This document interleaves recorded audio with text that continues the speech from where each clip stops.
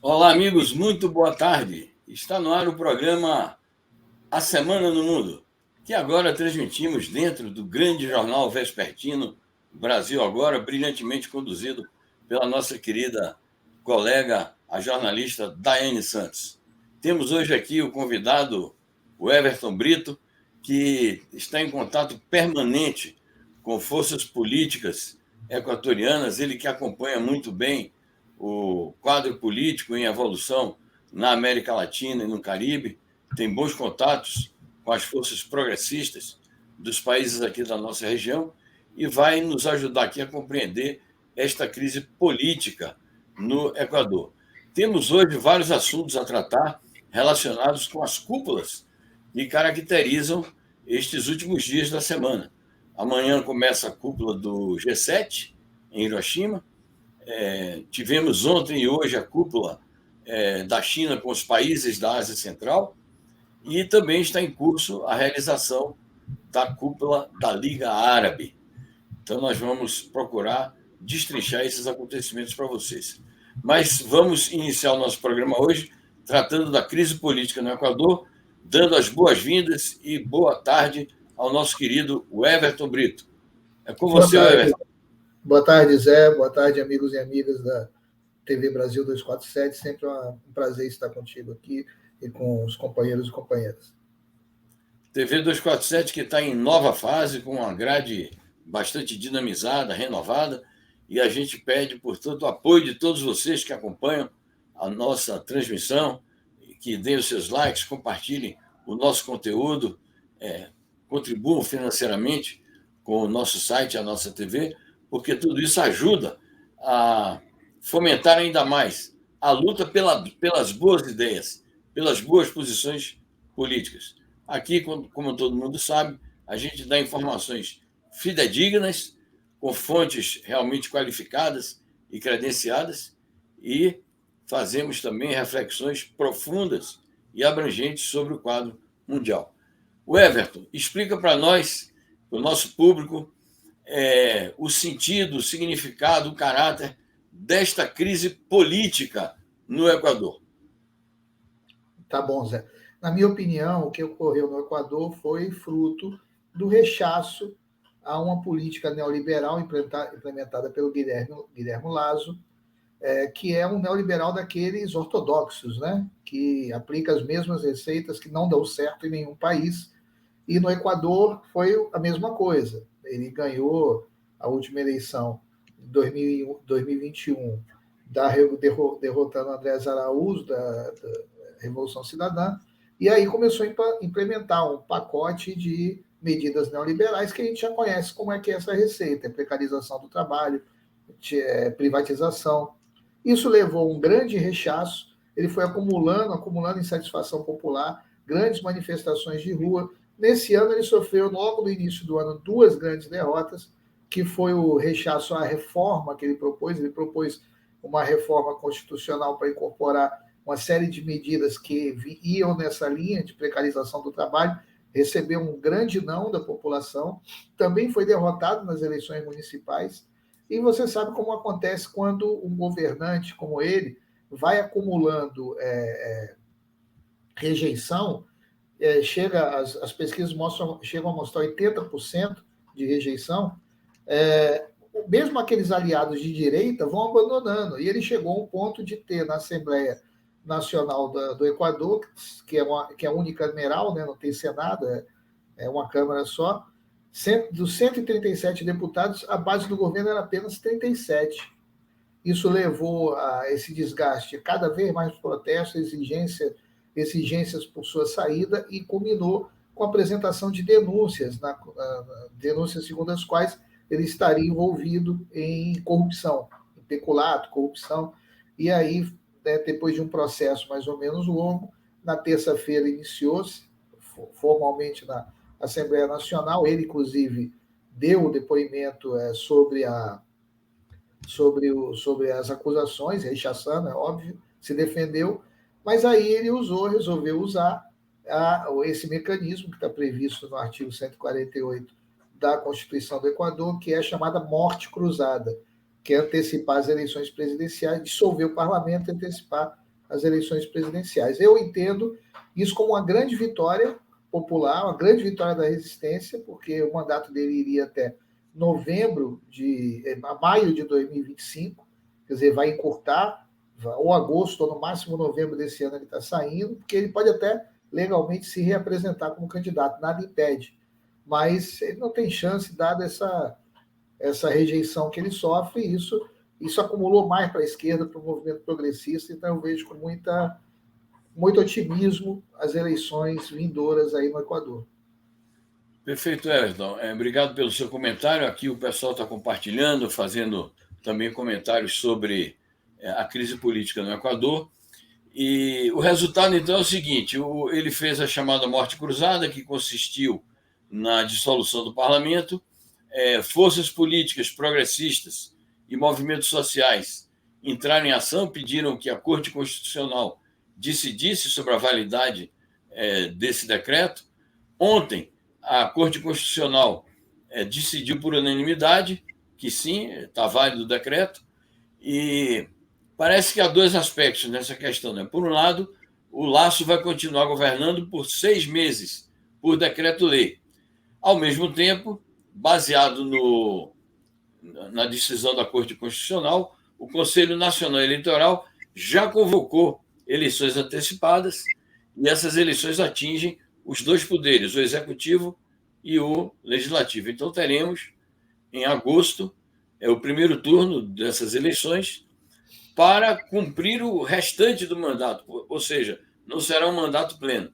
Então, eu queria que você nos explicasse como você vê a perspectiva dessa luta eleitoral. Primeiramente, o descontentamento das forças progressistas com o fato de que ele vai governar 6 meses por decreto, né?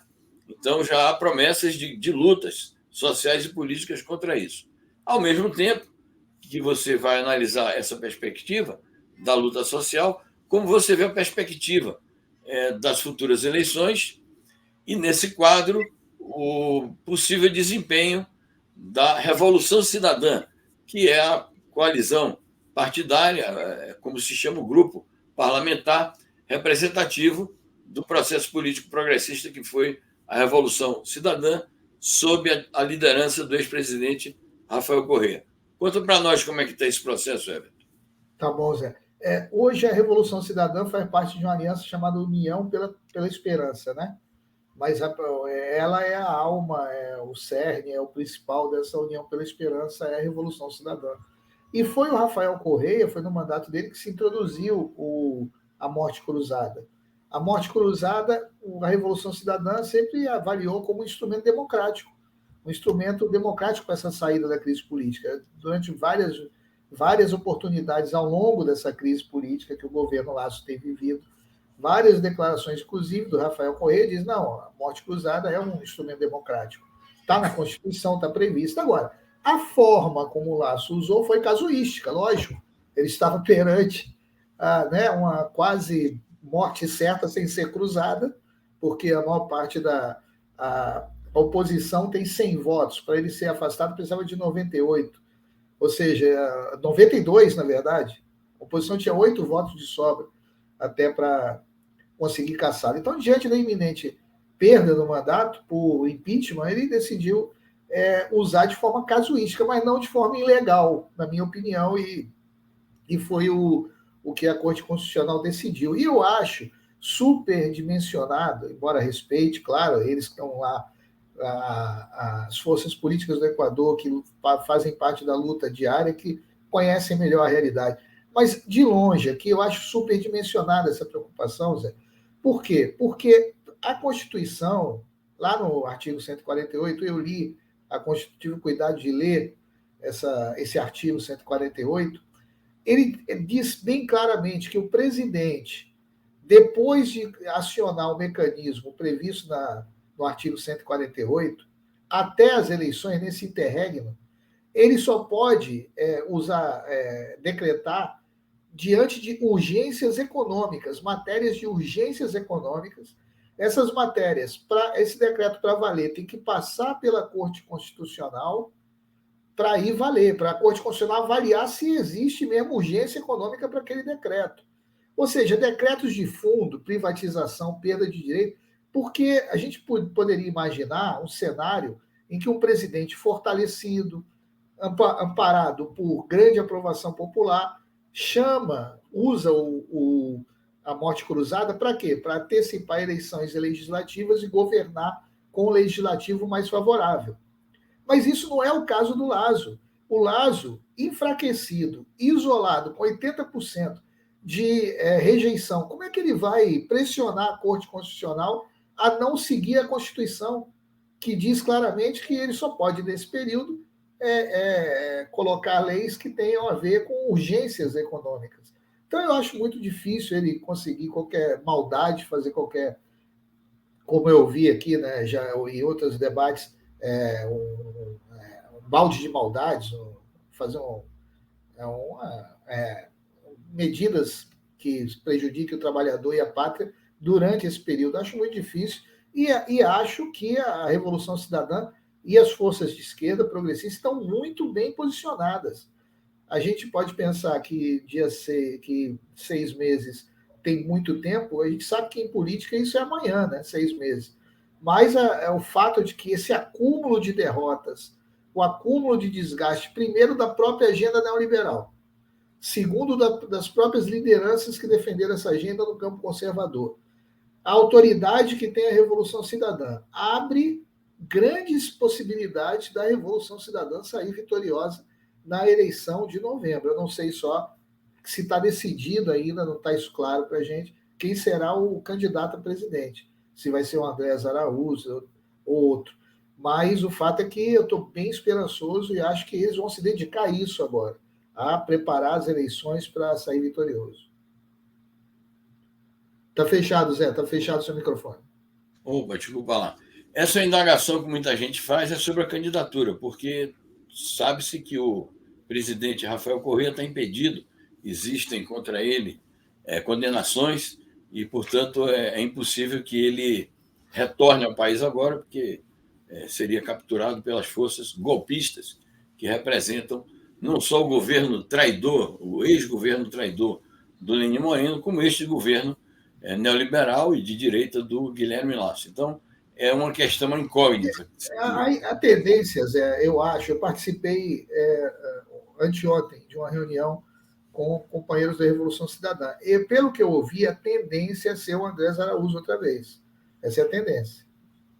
Perfeito. Bom, nós recebemos notícia agora há pouco, vimos aí na Telesul, transmissões ao vivo sobre a crise política no Equador, que está em formação uma espécie de fórum dos movimentos populares e, recentemente também, ontem e anteontem, a CONAI, que é uma grande organização político-social das comunidades indígenas, se pronunciou denunciando esse descalabro do governo do Lasso, e agora foi anunciada a formação de um fórum de movimentos sociais, justamente visando a impedir que o Lasso se aproveite desse interregno que ele tem de 6 meses para fazer decretos, por exemplo, sobre a reforma trabalhista, sobre medidas econômicas e financeiras, que ele pode alegar, existe uma comoção nacional, uma emergência nacional que exige tal ou qual tipo de reforma financeira. Enfim, existe esse temor, você chegou a falar sobre isso, e, portanto, esse fórum está anunciando a necessidade de uma mobilização popular para impedir, ou neutralizar, ou prevenir a realização ou a decretação de medidas dessa natureza. Eu queria que você, assim, para sintetizar e concluir essa parte do nosso programa, falasse dessa perspectiva. Você falou da perspectiva eleitoral, mas essa perspectiva imediata, se você vê que nos próximos meses poderá ocorrer uma comoção social. Recentemente eles tiveram uma jornada de luta bastante intensa, né, das comunidades indígenas. Enfim, o Equador pode entrar num processo assim de grande conflagração, ou o processo eleitoral vai transcorrer, digamos, com uma certa tranquilidade social. Zé, eu acho que a tendência é ter conflagração. Eu acho uma excelente notícia essa de que vai continuar a mobilização, porque tem o que a história dos povos já nos ensinou, e na América Latina não é diferente, é que só existe conquista e só existe vitória com mobilização, vitória de fôlego com mobilização. Você vê o que aconteceu no Chile. No Chile, a mobilização deu uma arrefecida, voltou toda a carga da direita. Então, o fato de que a Revolução Cidadã, os setores progressistas estão bem posicionados, significa que a direita vai se armar também. A direita vai começar a fazer, através do seu monopólio midiático, através dos instrumentos que detém, através da ajuda do imperialismo, vai fazer toda a carga para impedir essa vitória, para eleger alguém, né, ligado, alinhado, subordinado aos ditames da casta lá que dirige o Equador e submete o povo a toda a exploração. E a tendência é que as duas forças se contraponham. E é muito bom que as forças progressistas populares tenham decidido, diante dessa vitória, porque foi, repito, foi uma vitória do povo e da mobilização popular, diante dessa vitória, fazer o quê? Continuar na rua, para solidificar essa vitória, garantir a vitória vindoura. Perfeito, Everton. E você vê, já existem informações sobre a candidatura das forças de direita, se elas vão se agrupar numa só, se haverá fragmentação, que informações há já positivadas sobre isso?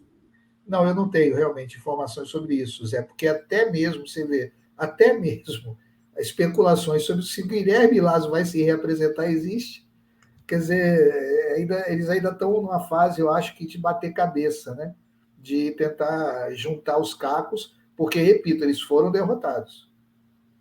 Perfeito. Everton, eu queria Zé, agradecer muitíssimo. você se lembra, desculpa, Zé, você se lembra quando o Lasso ganhou? Foi uma festa. O Lasso era aquele cara, banqueiro, bem apessoado, falava bem. Quer dizer, ele era o grande garoto propaganda de. Ó, achamos de novo um garoto propaganda para o neoliberalismo na América Latina. A esperança era essa dele. E naufragou completamente.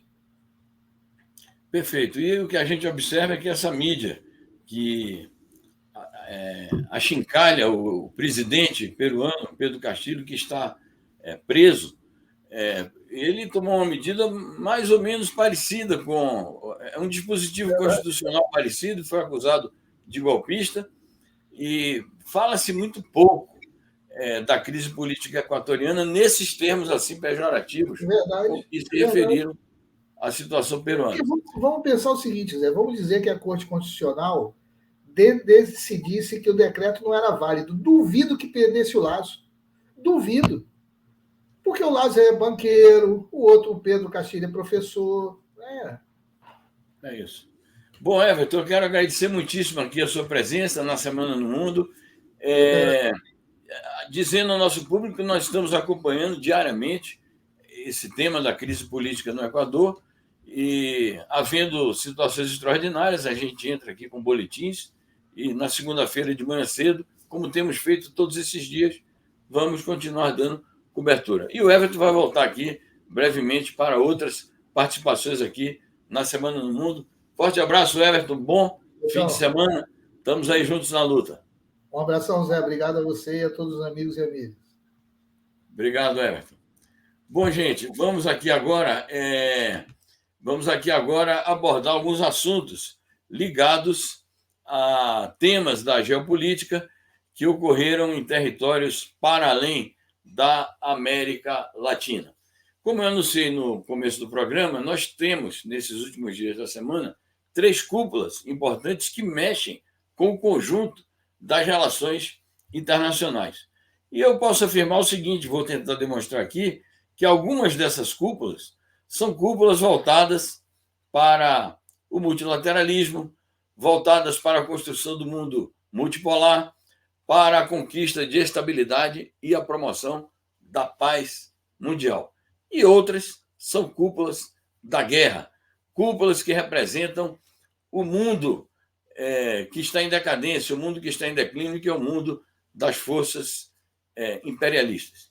Pois bem, começa amanhã em Hiroshima, cidade histórica, simbólica do Japão, porque foi a cidade que os imperialistas estadunidenses destruíram com uma bomba atômica em agosto de 1945. Crime de lesa humanidade pelo qual os Estados Unidos nunca pediram desculpas e que já foi motivo para muitos países, inclusive países que são nuclearizados, dizerem que é preciso que se faça um juramento solene de que um país detentor de armas nucleares não será o primeiro país a usar essas armas nucleares, sinalizando o caráter apenas dissuasivo dessas armas. Mas os Estados Unidos tampouco se dispõem a fazer isso. Então, se realiza nessa cidade de Hiroshima, no Japão, a cúpula de uma organização, um bloco, um clube fechado de países chamado G7. Este G7, eu tenho dito aqui nas minhas participações na TV 247, representa o que eu chamo de imperialismo coletivo. Ele é formado e liderado pelos Estados Unidos e conta também com a participação do anfitrião Japão, da Alemanha, da França, Itália, Reino Unido e Canadá.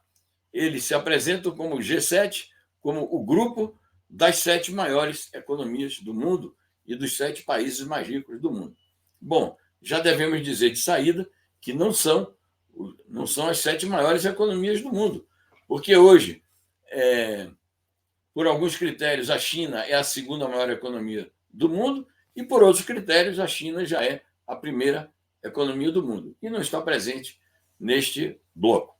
Outrora, participou também, durante algum período, a Rússia, por isso que o grupo deixou de se chamar G7 e passou, durante um determinado período, a se chamar G8. Mas a Rússia também já foi excluída do G7, do G8. Por isso que temos a reunião do G7, em que, além desses 7 países, a União Europeia tem cadeira cativa. E é por isso que eu digo que é um grupo de países imperialistas, países que sonham com a hegemonia capitalista no mundo e, portanto, a gente afirma que é um clube fechado que representa o imperialismo coletivo.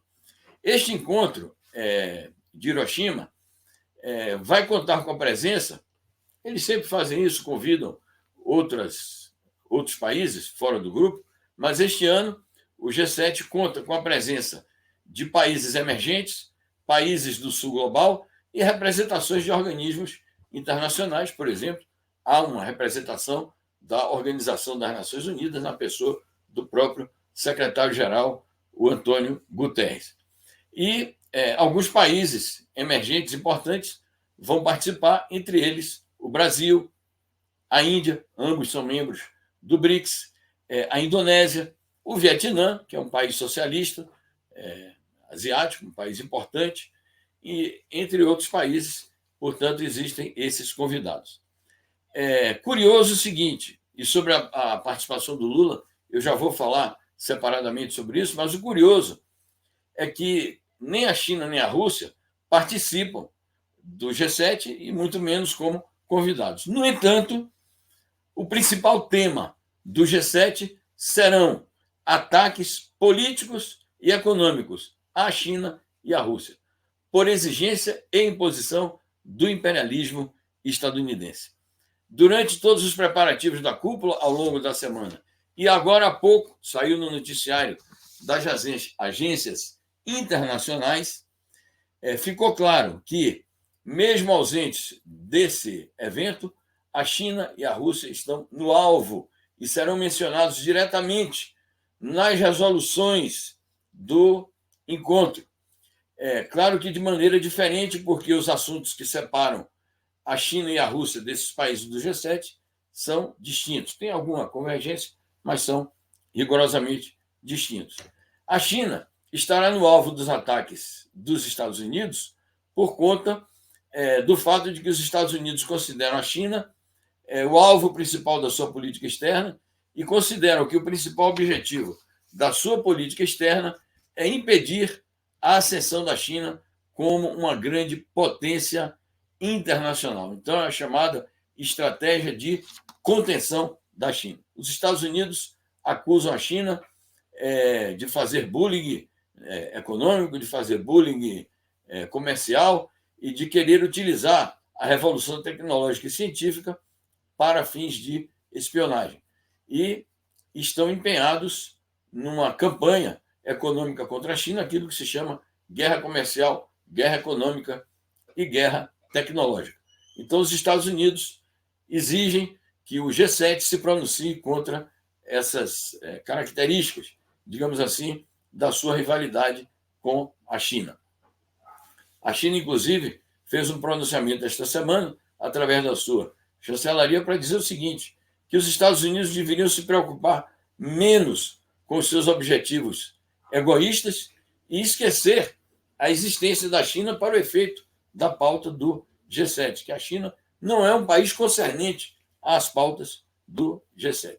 Bom, mas além desses problemas com a China, e aqui está o assunto de maior gravidade, o centro do ataque dos países do G7, e nisso há uma unidade entre todos eles, o centro do ataque dos países do G7 será a Rússia.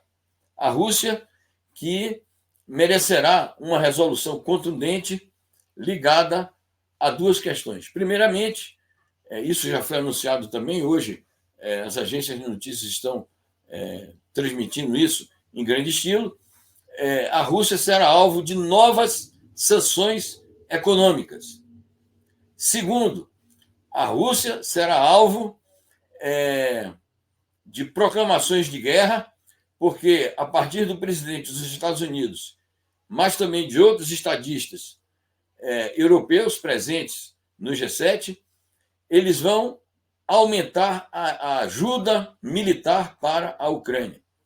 E agora foi anunciado que os Estados Unidos vão disponibilizar as suas bases militares na Europa para treinar pilotos ucranianos, visando ao adestramento desses pilotos para o eventual uso de aviões de guerra, inclusive os famosos caças F-16, que há uma discussão na OTAN e entre os países da União Europeia e os Estados Unidos sobre se eles vão ou não fornecer os caças F-16 para a Ucrânia combater a Rússia.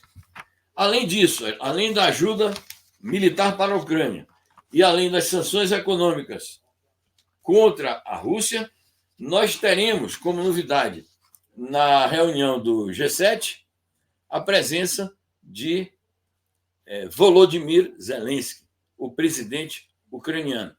Zelensky já se deslocou da Ucrânia, fez uma escala na Arábia Saudita, onde está se realizando a cúpula dos países árabes, da Liga Árabe, que é uma organização importante, e vai estar presencialmente em Hiroshima, e vai roubar a cena, obviamente, vai ser o alvo e o centro das atenções, e vai realizar não poucas provocações. Por conta disso, o Biden já disse o seguinte, que não adianta, quaisquer que sejam os países que estejam, e países que são de fora do grupo do G7, que estejam fazendo campanha pela realização de negociações, de diálogo, e a formulação de planos de cessar-fogo e planos de paz. Então, não adianta essa campanha, não adianta esta propaganda, porque o G7 não vai fazer nenhum pronunciamento em favor de negociações e em favor de cessar-fogo. Portanto, nisso está evidente uma alusão ao Brasil e à Rússia, ao Brasil e à China, porque são hoje Brasil e China os dois principais países no mundo que estão falando de maneira mais explícita e em campanha pela realização de negociações. O Lula fez reiterados pronunciamentos e já anunciou que, na sua presença em Hiroshima, ele vai reiterar os seus apelos pela paz e as suas propostas de que se forme uma espécie de grupo, o clube de países interessados em promover a paz na Ucrânia. E a China mandou anteontem um seu representante especial à Ucrânia. Esse representante especial conversou com o chanceler ucraniano, o Dmitry Kuleba, e ouviu dele o seguinte, que a Ucrânia não se dispõe a sentar na mesa de negociações enquanto a Rússia não se retirar dos territórios que, segundo os ucranianos, esses territórios foram ocupados como resultado de uma agressão e que, enquanto a Rússia não se retirar desses territórios, ela não se senta em nenhuma mesa de negociações. Ou seja, o G7 de Hiroshima sinaliza para mais guerra e sinaliza, na medida que a ajuda militar estadunidense e europeia será multiplicada, e que há esse anúncio de treinamento dos pilotos ucranianos para ações agressivas contra a Rússia, significa uma escalada. E uma escalada de consequências imprevisíveis, porque a Rússia poderá tomar essas ações como uma agressão direta, não apenas da Ucrânia contra os seus territórios e as suas forças militares, mas uma agressão direta dos Estados Unidos e da OTAN. E isso transformaria o conflito não mais num conflito meramente russo-ucraniano, mas num conflito como efetivamente ele é. A gente tem dito isso aqui diariamente também, que é uma guerra por procuração que os Estados Unidos e a OTAN movem contra a Rússia. Porque o Biden também foi explícito. Ele disse: o nosso objetivo imediato não é a negociação, não é a estabilidade, não é a paz, não é o diálogo. O nosso objetivo imediato é enfraquecer a Rússia, fragmentar a Rússia e derrotar militarmente a Rússia. E o representante diplomático da União Europeia, o senhor Josep Borrell, já declarou também, com todas as letras, que este conflito não vai acabar na mesa de negociações, e sim vai acabar no campo de batalha. Imaginem, meus senhores, companheiros e companheiras, um diplomata empregar essa linguagem. É como se ele fosse um general de brigada, é como se ele fosse um marechal de campo, é como se ele fosse um senhor da guerra. Bom, gente, eu queria comentar que, nesse contexto, é que o nosso presidente Lula vai participar como convidado da reunião do G7. Eu considero que o convite ao presidente Lula é uma honra para o Brasil, é uma honra para o presidente Lula e é um reconhecimento dos méritos que tem o Lula e da relevância que tem o Brasil no concerto internacional. Então, é óbvio que o Lula deveria aceitar, como aceitou, o convite e vai participar do G7 como convidado. Ele não tem compromisso com essas resoluções insanas que o G7 pretende tomar, não tem compromisso com as sanções econômicas e comerciais à Rússia e tampouco tem compromisso com as ações de guerra do imperialismo contra a Rússia e muito menos com a ajuda militar direta à Ucrânia. O Lula já foi explícito nesse sentido, de que não vai fornecer armas à Ucrânia. E tudo indica, é a nossa expectativa, é o que tem sido cogitado, que o Lula vai fazer de novo um discurso em favor da paz, um discurso em favor do diálogo e um discurso em favor das negociações. Acho que o fato do Biden ter feito essa declaração hoje, que não adianta que nenhum país venha fazer campanha pela negociação na Ucrânia, já é um desrespeito, já é uma tentativa de constrangimento, já é uma tentativa de fazer pressões. Mas eu acho que o Lula não é vulnerável a esse tipo de pressão e vai fazer o discurso dele com a elegância de sempre, com a firmeza de sempre e a serenidade de sempre. Acho ainda que vale muito a presença do presidente Lula em Hiroshima para que ele realize agora já são 9 agendas que estão marcadas bilaterais para ele se encontrar com chefes de Estado e de governo. Então, ele vai se encontrar, já se encontrou com o primeiro-ministro da Austrália, vai se encontrar com o presidente da França, vai se encontrar com o primeiro-ministro do Vietnã, com o governante da Índia. Enfim, ele vai se encontrar com 9 ou 10 delegações, e isto é muito bom para as relações diplomáticas brasileiras, que são conduzidas com maestria pelo Itamaraty e também com uma grande maestria pelo presidente Lula naquilo que nós chamamos diplomacia presidencial, algo em que o Lula está enormemente tarimbado pela experiência que ele teve de 8 anos no governo e todas as amizades, todos os relacionamentos que ele cultivou para o nosso país. Então, eu vejo que a presença do Lula em Hiroshima tem muito mais valor pelas bilaterais que ele vai realizar do que propriamente por assistir a um festival de discursos agressivos e discursos belicistas como este que a gente exemplificou com as declarações preparatórias do presidente Joe Biden dos Estados Unidos. Para finalizar, gente, 2 outras cúpulas se realizam nestes dias. Uma foi a cúpula ontem e hoje, na China, na cidade histórica de Xi'an, porta da antiga Rota da Seda, e que está sendo porta, de novo, da nova Rota da Seda, em que a China realizou uma cúpula que nós estamos chamando de Cúpula da Paz, porque é uma cúpula voltada para a cooperação internacional e para o desenvolvimento compartilhado. É por isso que nós publicamos hoje uma coluna, e eu vou compartilhar aqui com vocês, no Brasil 247, sinalizando exatamente isto. Guerra e paz, a simples, entre aspas, diferença entre as cúpulas do G7 e a cúpula da China com os países da Ásia Central. Então, eu recomendo a leitura, que aí nós fazemos a nossa argumentação, mostrando o contraste entre tudo aquilo que eu disse agora sobre o G7 e a cúpula da China com os países da Ásia Central. E, para concluir, daqui a pouco a nossa Daiane está voltando aqui para conduzir o programa, o nosso grande jornal vespertino Brasil Agora. Para concluir, eu quero me referir também rapidamente a outra grande cúpula que se realiza no dia de hoje, que é a cúpula da Liga Árabe, uma organização política importante de congraçamento diplomático entre países árabes e que eu vejo alguns cronistas, alguns colunistas, alguns apresentadores de programas em canais aí da TV aberta e da TV a cabo espumando de ódio porque o presidente sírio Bashar al-Assad é um dos convidados de honra, retornando triunfalmente à cúpula da Liga Árabe depois de 12 anos de uma guerra que lhe foi imposta por forças imperialistas e sionistas.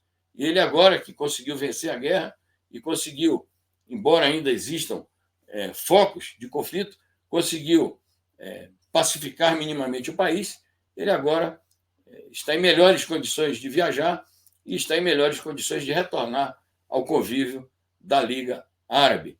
E, portanto, acho que é uma cúpula importante, porque vai tratar do conflito no Sudão, vai tratar do conflito árabe-palestino, vai tratar da nova realidade do Oriente Médio, em que surgem novos relacionamentos diplomáticos como este, entre 2 países que se consideravam inimigos, mas que, fruto dos bons ofícios da China, resolveram estabelecer relações diplomáticas, que são o Irã e a Arábia Saudita, com todos os problemas que existem na governança nesses países, principalmente na Arábia Saudita. Bom, gente, então, esse era o panorama que eu queria apresentar a vocês das 3 cúpulas destes últimos dias, ressaltando a importância do discurso do presidente Lula sobre a paz mundial que ele fará na cúpula de Hiroshima, do G7, e destacando também a presença incontornável da China como um fator da paz mundial, da estabilidade e da cooperação internacional. Muitíssimo obrigado. Sigam aí com a nossa querida Daiane Santos, conduzindo o programa Brasil Agora, e até a próxima semana. Obrigado, gente.